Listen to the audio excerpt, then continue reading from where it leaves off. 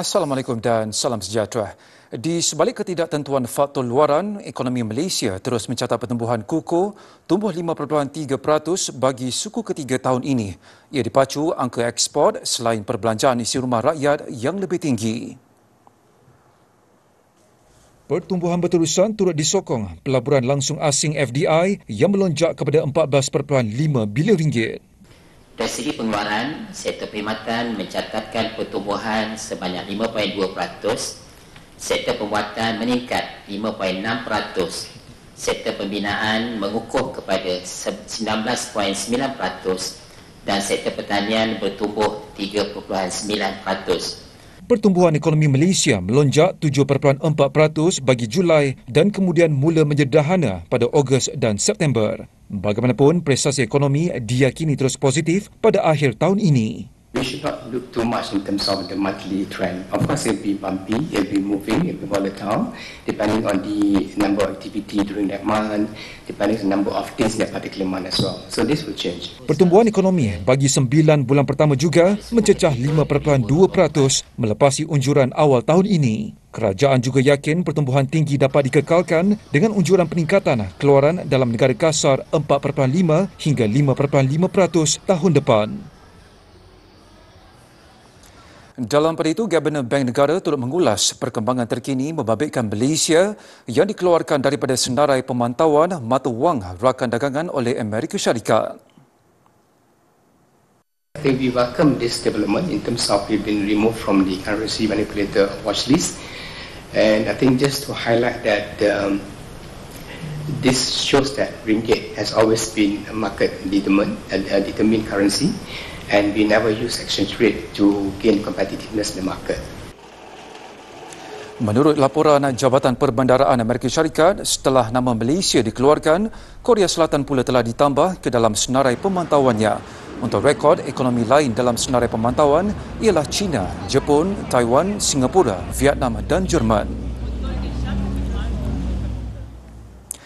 Sebarang perubahan dasar mengenai tarif yang dilaksana bakal Presiden Donald Trump dijangka tidak menjejaskan ekspor sawit negara. Keyakinan itu bersandarkan permintaan tinggi minyak sawit tempatan di pasaran Amerika Syarikat.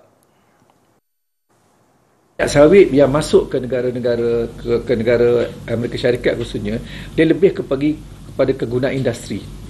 Dan di mana benda ini tak boleh digantikan dengan kacang soya. Jadi sekiranya berlaku peningkatan tarif tadi, minyak kita tetap akan masuk ke sana. Jadi peningkatan kos ini akhirnya akan memberi kesan kepada rakyat mereka sendirilah. Katanya perusahaan di Amerika Syarikat juga memerlukan minyak tepu seperti sawit untuk pengeluaran bahan makanan tertentu.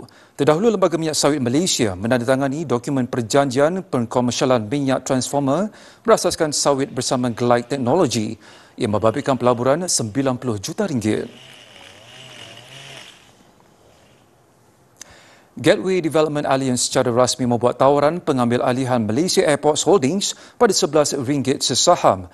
Tawaran konsortium diterajui Khazanah Nasional dan Kumpulan Wang Simpanan Pekerja KWSP itu dibuat selepas kelulusan Badan Kawal Selia berkaitan. Langkah itu juga telah mendapat persetujuan pihak berkuasa antarabangsa dan tempatan setelah memenuhi prasyarat ditetapkan. Tawaran itu meningkatkan harga saham MEHB lebih 3% kepada RM10.66 setakat 3 petang tadi. Jika tawaran diterima, Khazanah akan memiliki 40% saham dalam MEHB dan KWSP memperoleh 30% pemilikan. Manakala Abu Dhabi Investment Authority dan Global Infrastructure Partners akan memegang 30% saham.